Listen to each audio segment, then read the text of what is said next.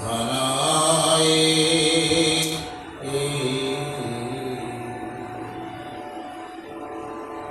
আমি যোৱা পাঠত নন্দই বা যশোদাই ভগৱন্ত কৃষ্ণ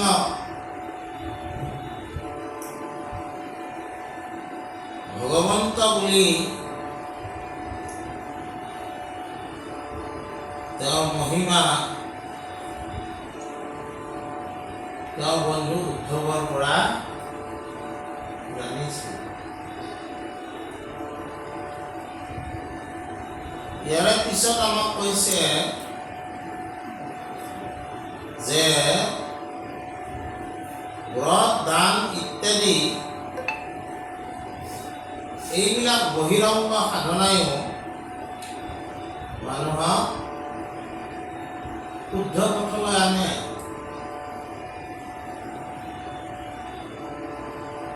কিন্তু এই বহিৰংগ সাধনাবিলাকক শ্ৰেষ্ঠতা দিয়া হোৱা নাই।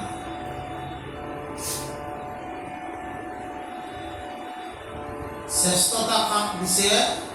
যদ্যপি নৱবিধ ভক্তি মাধৱৰ শ্ৰৱণ কীৰ্তন অতি শ্ৰেষ্ঠ। শ্ৰৱণ আৰু কীৰ্তনকহে শ্ৰেষ্ঠতা বুলি কোৱা হৈছে। এই ক্ষেত্ৰত আমাক ৰত্নাৱলী আজি কৈছে যে আমি শুদ্ধ হোৱাৰ অনেক পথ আছে, কিন্তু সেই সকলো পথতকৈ শ্ৰেষ্ঠ পথ হ'ল শ্ৰৱণ আৰু কীৰ্তন। ঈশ্বৰৰ কথা শুনা, ঈশ্বৰৰ কথা গোৱা, ইয়াকে কৈছে শ্ৰৱণ কীৰ্তন। আৰু কীৰ্তন শব্দটোৱে পাৰমাৰ্থিক অৰ্থত শুনাটো আচৰণ কৰাটোকে কীৰ্তন বুলি কৈছে।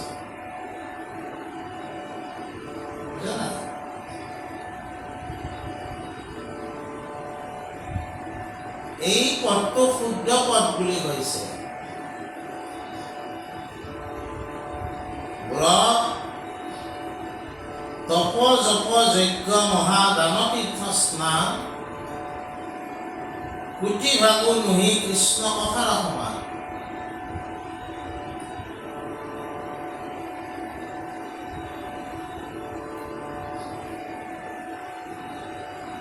তাৰমানে কোৱা হৈছে যে শ্ৰীমদ ভাগৱত শাস্ত্ৰই আমাৰ মাজত কি দিছে? সৎসংগ আৰু ভক্তি ধৰ্ম। কি ভক্তি ধৰ্ম? শ্ৰৱণ কীৰ্তন। শুক নিগদতি শুনিও পৰীক্ষিত, এই বাক্যষাৰে তাৰমানে শ্ৰৱণ আৰু কীৰ্তনক প্ৰতিনিধিত্ব কৰে। শুকে কৈ আছে, পৰীক্ষিতে শুনি আছে। শুনোতে শুনোতে কি হৈছে? শ্ৰৱণত শুদ্ধ হৈবেক মন, সৰ্বদায়ে কৰিবেক কৃষ্ণৰ কীৰ্তন। সৎসংগ ভগৱন্তৰ কথা শুনোতে শুনোতে তোমাৰ চিত্ত শান্ত হ'ব। যাৰ চিত্ত শান্ত হয় তেওঁৰ বুদ্ধি কুশল হ'ব, তেওঁৰ মন ঊৰ্ধ্বগামী হ'ব, আৰু তেওঁৰ অহংকাৰ বোলা যিটো সত্তা আছে, এই অহংকাৰৰ সত্তাটো অহম মম যিটো সত্তা কাৰণে আমি দুখ পাওঁ, সেই সত্তাটো নোহোৱা। আৰু এইবিলাক অহংকাৰ শূন্য হোৱা, চিত্ত শান্ত হোৱা, মন ঊৰ্ধ্বগামী হোৱা আৰু বুদ্ধি কুশল হোৱাৰ কাৰণে আমি ঈশ্বৰ কথা শুনিব লাগিব, ঈশ্বৰ কথা কীৰ্তন কৰিব লাগিব। আৰু এই শ্ৰৱণ কীৰ্তনেহে আমাক শুদ্ধ কৰাব। সেইকাৰণে ভাগৱতে কি কৈছে যে তপ জপ যাগ যজ্ঞ মহাদান তীৰ্থ স্নান প্ৰতিভাগো নহয় কৃষ্ণ কথা সোমায়।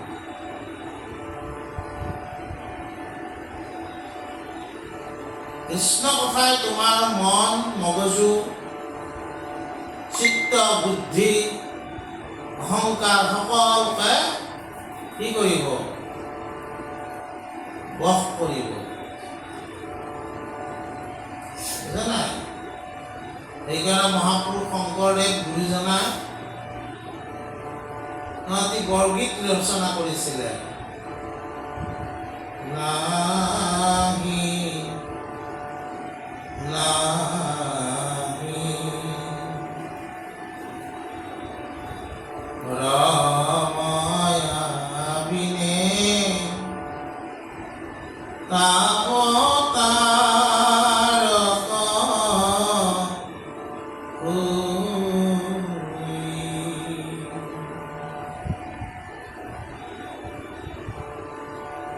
নাহি নাহি ৰময়া বিনে তাপতাৰক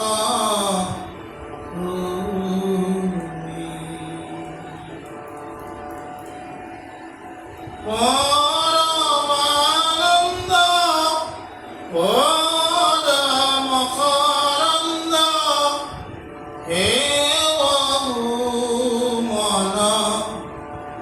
মুই নাহি নাহি ৰময়া বিনে তাপতাৰক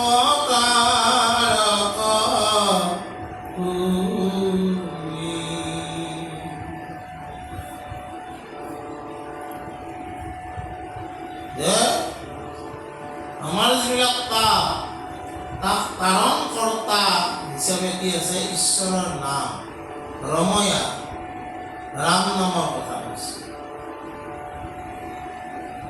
ভগৱন্ত পৰম আনন্দ কাক কৈছে? ভগৱন্তক কৈছে। তোমাৰ পদতলত যি মধু আছে সেই মধু মোক পান কৰিবলৈ দিয়া, তাৰ কাৰণে মই তোমাক সেৱা কৰিছো। এইটো হ'ল বৰগীতটোৰ ধ্ৰুম। ইয়াৰ পিছত পদত কি কৈছে?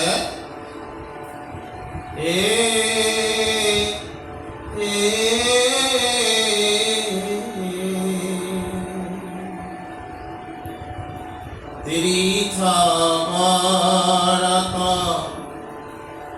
তপ জপয়ে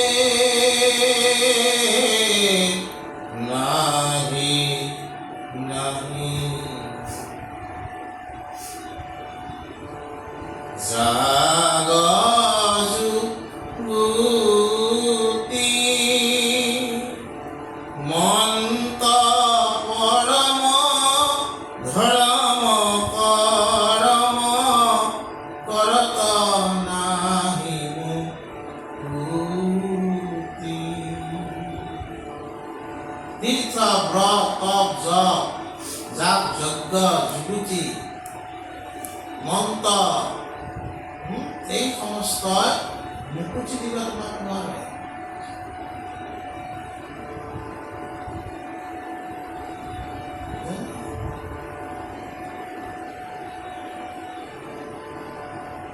এই বৰগীতটোৰ দ্বাৰা কৈ তেওঁ ভক্তিকে যিটো নাম ধৰ্ম বা নাম, আমি ভক্তি ধৰ্ম কি ঈশ্বৰৰ নামতে আমি সকলো পাওঁ। শ্ৰৱণ কীৰ্তন কৰিলে তাক শ্ৰেষ্ঠতা গুৰুজনৰ হৈছে। বাকীবিলাক আমি কৰোঁ, এইবিলাকক অধৰ্ম বুলি কোৱা নাই, কিন্তু তাতে কেতিয়াবা কেতিয়াবা আমাৰ কি হয়, স্বাৰ্থ জড়িত থাকে।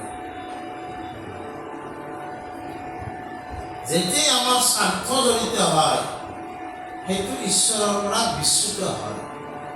আমি ঈশ্বৰৰ কাৰণে সেইটো ভক্তি কৰাৰ কাৰণে নিজৰ কাৰণে কৰিছোঁ। সেইকাৰণে সেইবিলাকক যদিও মানে বহিৰংগ সাধনাৰ স্থান দিয়া হৈছে, এজন মানুহে সাধনা কৰিলে তেওঁ নিজৰ ব্যক্তিত্বটো তেওঁ কি কৰিব পাৰে, উৰ্ধগামী কৰিব পাৰে। সেইটো সত্য। আমি আমাৰ ব্যক্তিত্ব উৰ্ধগামী কৰাৰ কাৰণে আমি সাধনা কৰিবই লাগিব, কিন্তু আমাৰ ঈশ্বৰযুক্ত হোৱাৰ কাৰণে কিন্তু তুমি শ্ৰৱণ কীৰ্তন ভক্তি কৰিব লাগিব। সেইকাৰণে শ্ৰৱণ কীৰ্তনক শ্ৰেষ্ঠতা দিয়া হৈছে। তাৰপিছত কি কৈছে যে এই কথাবিলাক উদ্ধৱক ভগৱন্তই কৈছে যে আমাৰ চিত্ত শোধন কৰে কিয়ে, শ্ৰৱণ কীৰ্তন। একেদিনে নহ'ব। শ্ৰৱণ কীৰ্তন আমি কেনেদৰে কৰিব লাগিব?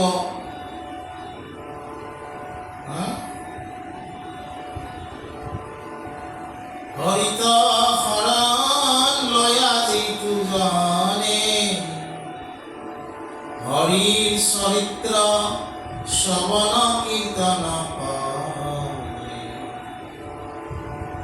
দুৰ্ঘোৰ অপাৰ সংসাৰ সাগৰে, ইটো মহাজনে অতি প্ৰয়াসে ৰাম কৃষ্ণ বোল ভাই, পৰম যতনে তেজিয়া যত অন্যায়।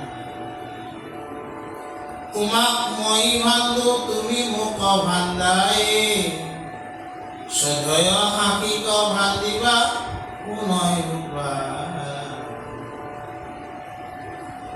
ঈশ্বৰৰ ওচৰত আমি শৰণ ল'ব লাগে, তেওঁৰ ভক্তি ধৰ্ম আমি শ্ৰৱণ কীৰ্তন কৰিব লাগে। এইটো সত্য। তেতিয়া তুমি দুৰ্ঘোৰ অপাৰ সংসাৰ সাগৰ কৰিব পাৰিবা।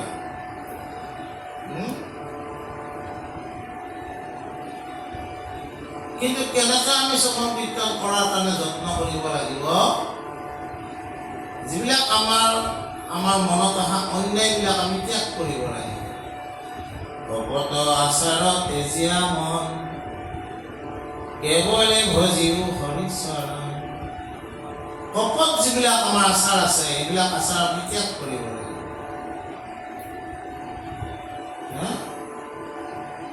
তুমি নাভাবিবা কোনোবাই মোক ভান্দি আছে, ময়ো কাৰোবাক ভান্দি আছো, কিন্তু শ্ৰদ্ধ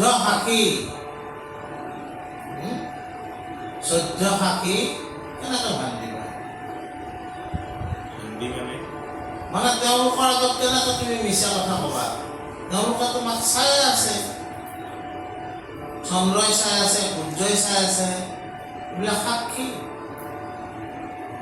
কেনেকৈ ভান্দিবা? বুজা নাই? আজি মই এইখিনি ক'লো, এইখিনিতে মই এটা সৰু ঘটনা কৈ সামৰিম। চিৰামাতা মহাপুৰুষ মাধৱদেৱৰ একান্ত স্বভাৱ আছে।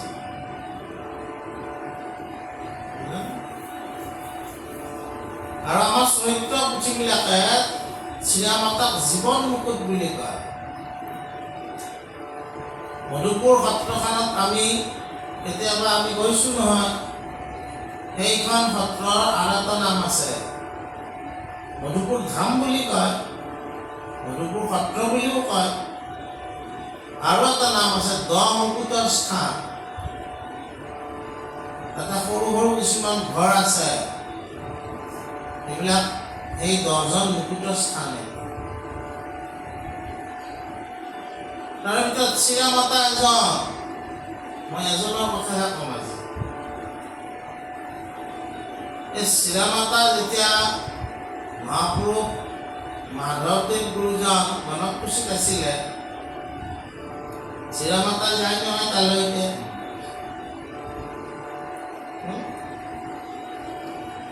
তাতে তাৰমানে এদিনাখন 4টাকৈ বগৰী দিলে ভকতবিলাকক মাধৱদেৱে, আৰু ক'লে তোমালোকে এই বগৰীকেইটা কোনেও নেদেখাকৈ খাবা।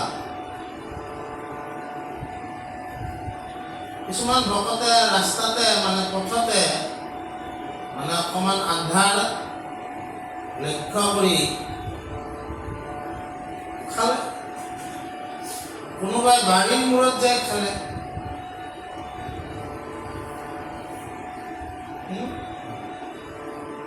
কোনোবাই দুৱাৰ চুকত খালে, কোনোবাই আতালত উঠি খালে, মানে চিলিঙিয়াত উঠি খালে। সকলোৱে ভাবিছে যে আমি খাইছোঁ, গুৰুজনে যেনেকৈ কৈছে কাকো নেদেখাকৈ খাবলৈ আমি খাইছোঁ।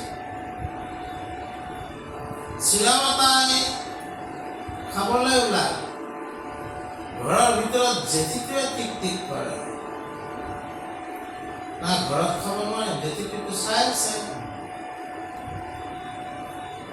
বাহিৰ ওলাই গ'ল, মেকুৰীটোৱে আগেদি পাৰ হ'ল, ইয়াত বিৰালীয়ে পালে, বাহিৰতো খাব নোৱাৰি। আৰু অলপমান আগবাঢ়ি গ'ল, ওপৰততো চন্দ্ৰই পোহৰ কৰি চাই আছে, এই চন্দ্ৰই চাই আছে খোৱা নহ'ল। পৰদিনা যেতিয়া প্ৰসংগ সকলোৱে গৈছে, মাধৱদেৱে সুধিছে যে কি কৰা হ'ল। কিছুমানে টপ টপকৈ মাত দিছে, বাপ আপুনি যেনেকৈ খাব দিছে তুমি তেনেকৈ খাইছোঁ। বোলে কেনেকৈ খালা? বোলে মই য'ত খাইছোঁ কোনেও দেখা নাই, খুব আন্ধাৰ ঠাইত খাইছোঁ, আৰু মই দুৱাৰ চুকত খাইছোঁ, কোনেও দেখা নাই, মই বাৰীৰ মূৰত খাইছোঁ, কোনেও দেখা নাই। ঠিকে আছে, মাধৱদেৱে অলপ মৃদু হাস্য কৰি আছে। চিৰামে একো মাতা নাই। পিছে চিৰাম তুমি কি কৰিলা? বোলে তোমাৰ বস্তু তোমাকে অৰ্পণ কৰিলোঁ, তুমি যিভাৱে আমাক খাবলৈ কৈছিলা আমি সেইভাৱে খাব নোৱাৰিলোঁ। বোলে কিয়? ঘৰৰ ভিতৰত খাবলৈ ওলাব যেতিয়াই টিক টিক কৰে, আৰু এটা কোঠালীলৈ গ'লোঁ, তাতে বিৰালীয়ে আগেদি লৰে, বাহিৰলৈ ওলাই আহিলোঁ, চন্দ্ৰই চাই আছে, মই খাব নোৱাৰিলোঁ। মাধৱদেৱে ভকতকেইটাৰ আগত এই পদটো গালে, ৰাম কৃষ্ণ বোল ভাই, পৰম যতনে তেজিয়া যত অন্যায়, তোমাক মই ভান্দো তুমি মোক ভান্দাই, শ্ৰদ্ধয় সাকিক ভান্দিবা কোনয় উপায়। আমি মাজে মাজে ভাবোঁ যে মই মনে মনে কৰিলে বেয়া কামটো কোনেও গম নাপাব। তোমাৰ ভিতৰতে সৰ্বসাক্ষী ৰূপে আত্মাই আছে, তুমিতো গম পাবা, আৰু বাহিৰত 14 সাক্ষী আছে, তেওঁলোকেও গম পাব। গতিকে আমাক শ্ৰৱণ কীৰ্তন কৰাৰ ক্ষেত্ৰত হৈছে যে কপট আচাৰ পৰিহাৰ কৰিব লাগিব, অন্যায় কথাবিলাক পৰিহাৰ কৰিব লাগিব, অন্যায় মিছা এই সমস্ত ত্যাগ কৰি, কপট আচাৰ ত্যাগ কৰি যদি আমি শুদ্ধভাৱে শ্ৰৱণ কীৰ্তন কৰোঁ, এই শ্ৰৱণ কীৰ্তনে আমাক কি কৰিব? পৰমাৰ্থিক যিটো সুখ, আত্যন্তিক যিটো সুখ, এই সুখ আমাক লভিবলৈ সামৰ্থ্য কৰি তুলিব। আজি আমি এইখিনিকে আলোচনা কৰিম।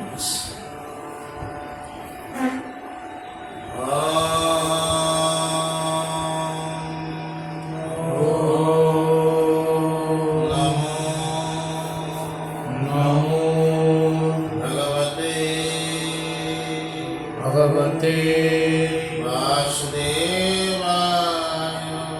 वासुदेवाय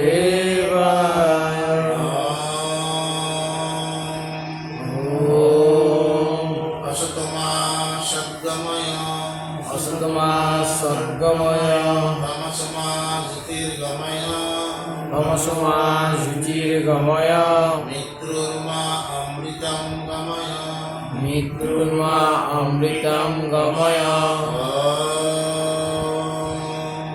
ॐ शान्ति शान्ति शान्ति शान्ति